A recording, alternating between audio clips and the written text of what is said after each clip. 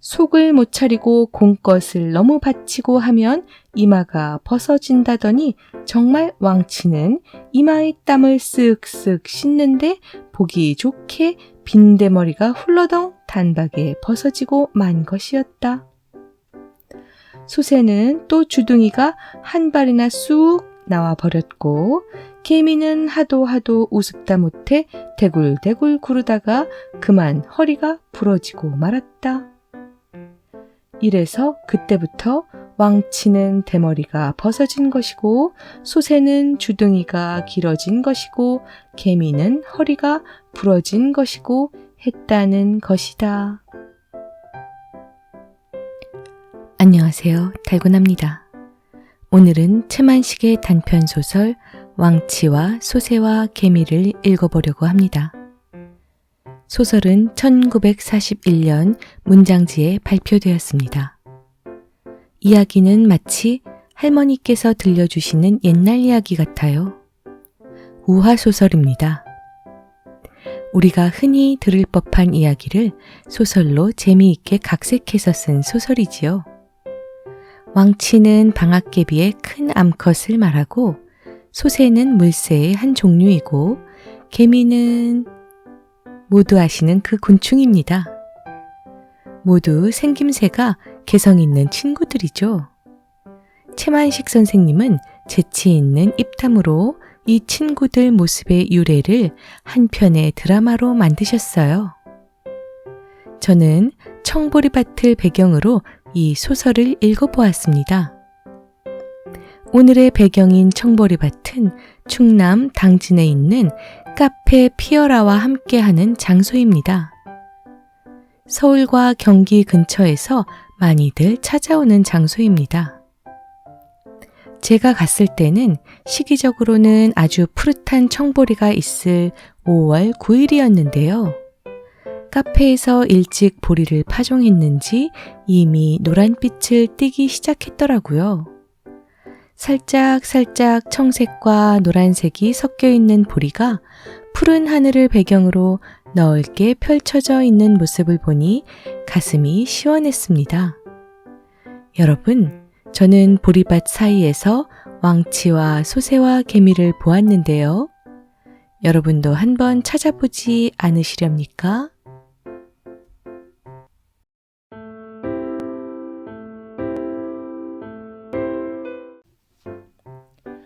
왕치는 머리가 훌러덩 벗어지고 소새라는 새는 주둥이가 뚝 나오고 개미는 허리가 잘록 부러졌다. 이 왕치의 대머리와 소새의 주둥이 나온 것과 개미의 허리 부러진 것과는 이만저만찮은 내력이 있다. 옛날 옛적 거기 어디서 개미와 소새와 왕치가 한 집에서 함께 살고 있었다. 개미는 시방이나 그때나 다름없이 부지런하고 일을 잘했다. 소새도 소갈지는 좀 괴팍하고 박절스러운 구석은 있으나 보니 재치가 있고 바지런해서 제 앞 하나는 넉넉 꾸려나가고도 남았다. 딱한 건 왕치였다. 파리 한 마리 건드릴 근력도 없는 약질이었다. 펀펀 놀고 먹어야 했다. 놀고 먹으면서도 양통만 커서 먹기는 남 갑절이나 먹었다.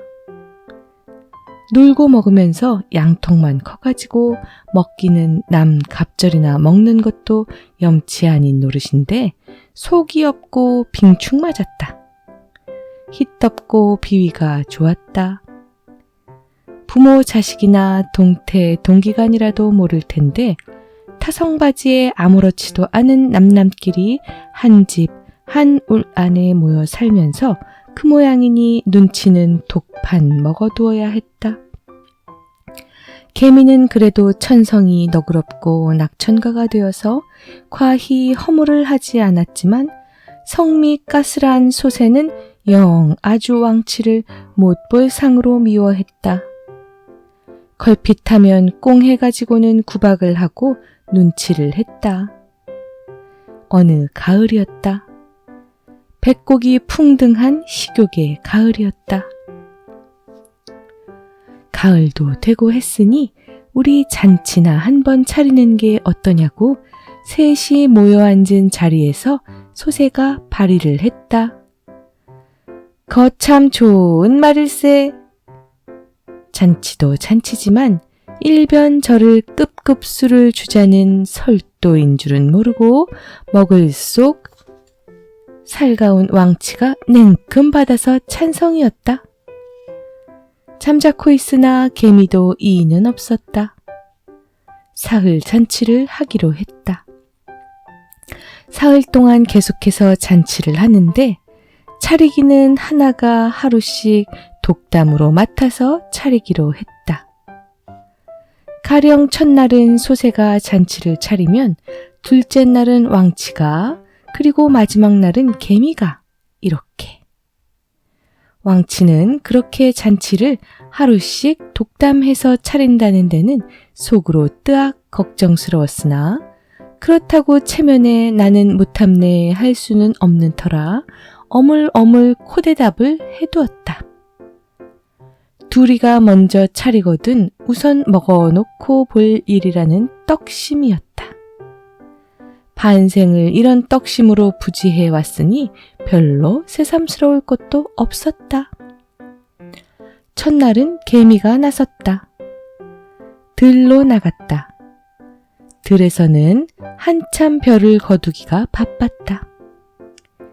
마침 보니 촌 마누라 하나가 셋밥을 내가느라고 한 광줄이 목이 오므라들게 해서 이고 들 가운데로 지나고 있었다. 좋을시구나. 개미는 뽀르르 쫓아가서 가랑이 속으로 기어 올라가서는 너벅다리깨를 사정없이 꽉 물어떼었다. 아이고머니! 죽는 소리를 치면서 촌 마누라는 머리에 밥광주리를 내동댕이 치고는 다리야 날 살리라고 도망을 쳤다. 부연 잎살밥에 얼큰한 풋김치에 구수한 된장찌개에 짭짤한 자반갈치 토막에 골콤한 새우젓에 죄다 집으로 날라다 놓고는 셋이 모여 앉아서 맛있게 잘 먹었다. 보기 드문 건 잔치였다. 다음 날은 소새가 나섰다. 물가로 갔다. 바닥이 들여다 보이게 맑은 물에서 붕어도 뛰고 가물치도 놀고 했다. 여느 때와는 달라 소새는 붕어나 가물치나 단치 따위는 눈도 거들떠 보지 않고 말뚝에가 오독하니 앉아서는 기다렸다. 이윽고 신누런 잉어가 한 놈 꿈틀거리면서 물 위로 머리를 솟구쳤다. 잔뜩 겨냥을 대고 노리던 소새는 휙 날면서 주둥이로 잉어의 눈을 꿰어들었다. 집으로 돌아오니 개미와 왕치는 손뼉을 치며 맞이했다. 싱싱한 잉어를 놓고 둘러앉아서 먹는 맛은 또한 자별했다. 소새 차례의 둘째 날의 잔치도 그래서 걸게 지났다. 마지막 셋째 날은 드디어 왔다. 왕치는 무엇라고든 핑계를 대고서 배심으로 뭉갤 생각이었으나 보니 소새의 팽팽한 눈살이 안 될 말이었다. 잘 먹은 죄가 이렇게 큰 거라고 생각하면서 아무 가량도 없는 채 집을 나섰다. 우선 들로 나가보았다. 펀한 들에는 벼만 가득히 있고 농군들이 벼를 거두기에 바빴지 보아야 만만히 건드림직한 거라곤 없었다. 설마 한들 벼 이삭이나 한 목쟁이 주워가지고 갈 수는 없고 막막히 헤매고 다니다가 한 곳을 당도한즉 애꾸눈이 엿장수가 연목판을 두드리면서 엿들 사려! 호두엿 사려! 하고 멋들어지게 외우고 지나갔다. 덮어놓고 후룩후룩 날아가서 연목판에 가 앉았다. 한몫판 그득 담긴 엿이 또한 먹음직스러웠다. 이걸 송두리째 집으로 가져만 갔으면 걸기도 하고 한바탕 뽐낼 판인데 그러나 무슨 재주로? 어떻게 했으면 좋을꼬 하고 요리조리 연목판을 끼웃거리며 궁리를 한다는 게 무심결에 엿장수의 어깨에 가 앉았던 모양이었다. 잡것 재수없네. 엿장수가 손바닥으로 탁 치는 바람에 하마터면 엿장수의 어깨에서 참혹한 죽음을 할 뻔하고는 혼비백산 질겁하여 도망을 쳤다. 들을 지나서 산 밑으로 가보았다. 꿩도 날고 토끼도 기었다. 바위 틈바구니엔 벌집도 있고 그 단 꿀냄새에 회가 동했다. 그러나 모두가 화중지병이었다. 잔디밭에서 송아지 데리고 암소가 놀고 있었다. 어미는 너무 크고 송아지한테 가 앉아보았다. 간지럽다고 강중강중 뛰었다. 요놈을 어떻게 살살 꼬여서 집으로 끌고 갔으면 좋겠는데 그게 도무지 도리가 없었다. 이맛박으로 옮아 앉아서 터럭을 물고 진득이 잡아당겼다. 부룩 송아지니 대가리를 사뭇 내젓는 통에 저만치 가서 떨어졌다. 이 녀석 어디 보자고 엉덩짝에 가 앉아서는 이러 하고 간지려 보았다. 하는 것을 송아지는 파리인 줄 알고 꼬리를 휙 쳐서 옆구리가 끄덕하도록 얻어맞았다. 할 일 없이 물가로 와보았다. 붕어가 뛰고 메기가 놀고 역시 그럼직한 것이 없는 게 아니나 잡는 재주가 없었다. 그럭저럭 해는 점심 새때도 지나 오래지 않아 날이 저물게 되었다. 그대로 빈손으로 돌아가자니 차마 채모가 아니었다. 그렇다고 해서 언제까지고 이렇게 헤매기만 할 수도 없었다. 답답했다. 엉엉 앉아서 울었다. 막 그럴 즈음 어저께 소새가 잡아가지고 온 그런 잉어가 한 놈 신누런 몸뚱이를 굼실거리면서 물 위로 떠올랐다. 왕치는 분연히 울기를 그치고 팔을 부르 걷었다. 그래, 사내대장부가 세상에 나서 온 이래야 옳단매? 그러면서 단연 그 잉어를 잡을 결심으로 후루룩 날아 마침 솟구치는 잉어의 콧등에 우뚝 앉았다.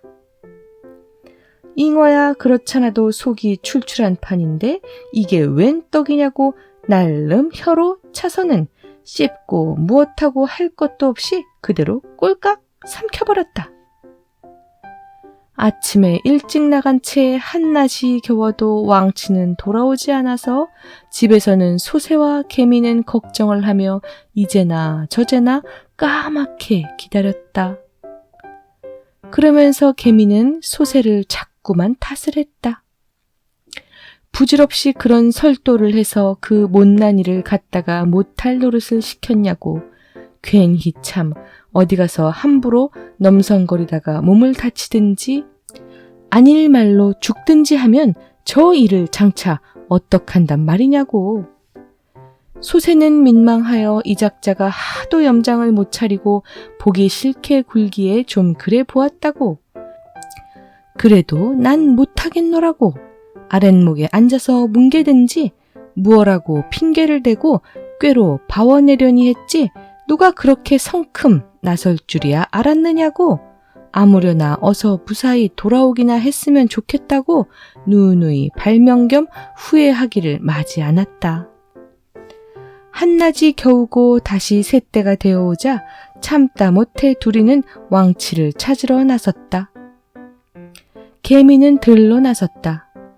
그러나 앞만 찾고 다녀도 왕치의 종적은 알 길이 없었다.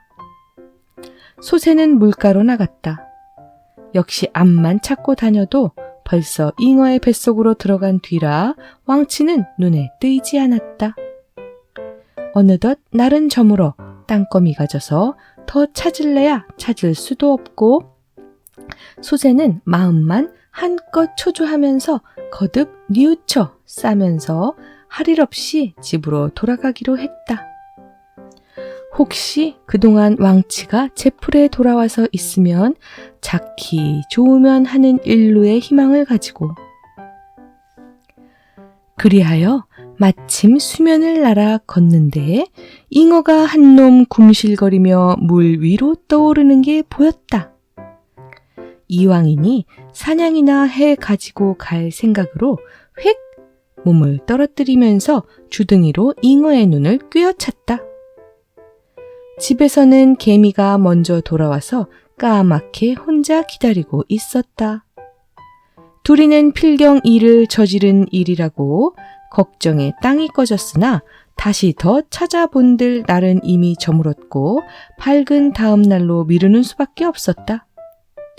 하나가 빠졌는데 집안이 텅 빈 것 같이 섭섭한 집안에서 둘이는 방금 소새가 잡아가지고 온 잉어를 먹기 시작했다.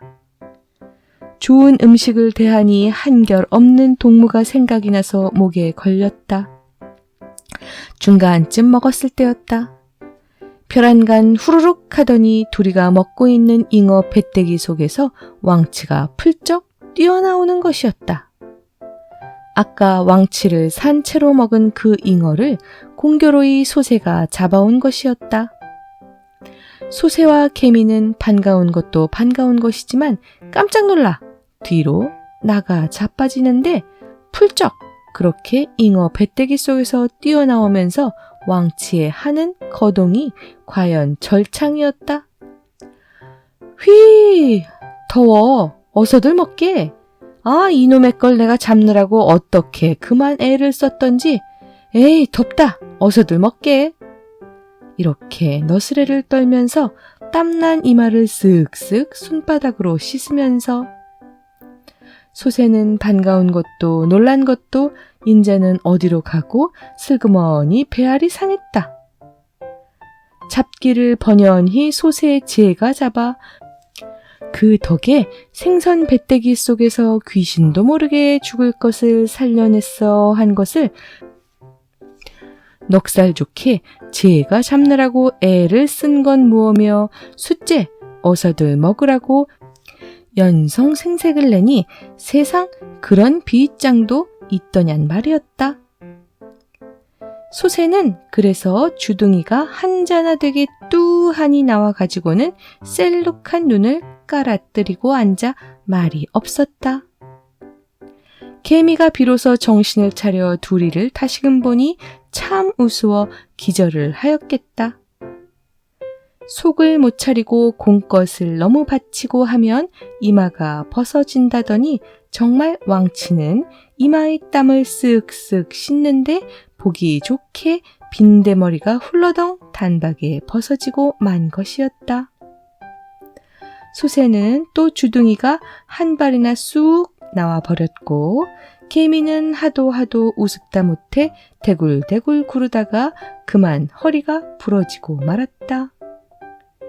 이래서 그때부터 왕치는 대머리가 벗어진 것이고 소새는 주둥이가 길어진 것이고 개미는 허리가 부러진 것이고 했다는 것이다.